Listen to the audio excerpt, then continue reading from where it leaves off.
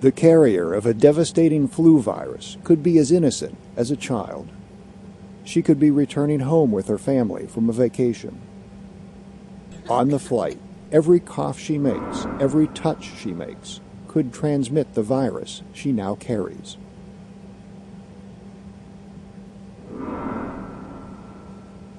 Early symptoms of a flu are like the common cold.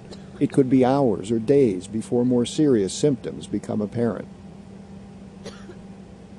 No one, not her parents or other passengers, would suspect this little girl could be ground zero for a worldwide pandemic.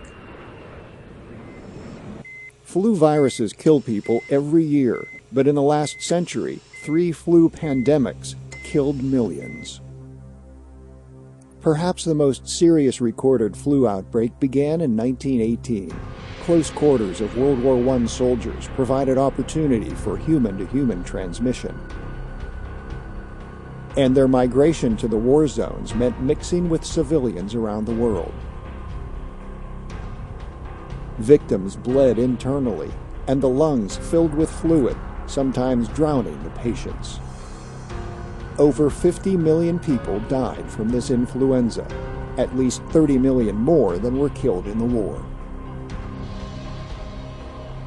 The U.S. Centers for Disease Control has released images of the swine flu virus that is believed to have originated in March 2009 in Mexico. Though swine influenza does not normally infect people, there have been sporadic previous human infections. But this strain is new. How does a flu virus attack?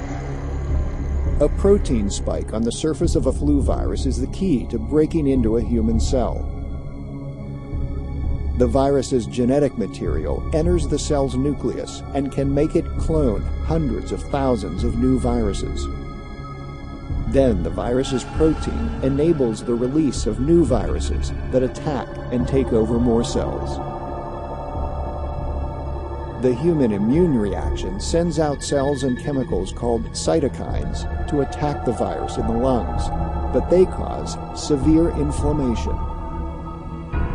The virus itself may not kill its host, but inflammation can cause blood and other fluids to build up in the lungs, and the patient actually drowns. Backyard farms like this could be the link that allows swine or avian flu to jump from animals to humans. When influenza viruses from different species infect pigs, the viruses can reassort or swap genes.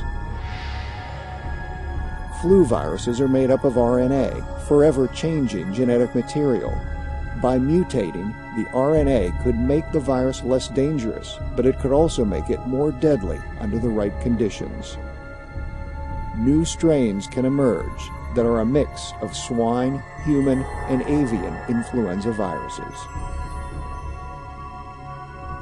And once human-to-human transmission is established, with our jet-setting lifestyles of today, it could be only a matter of days before the virus can be taken around the world, creating a pandemic.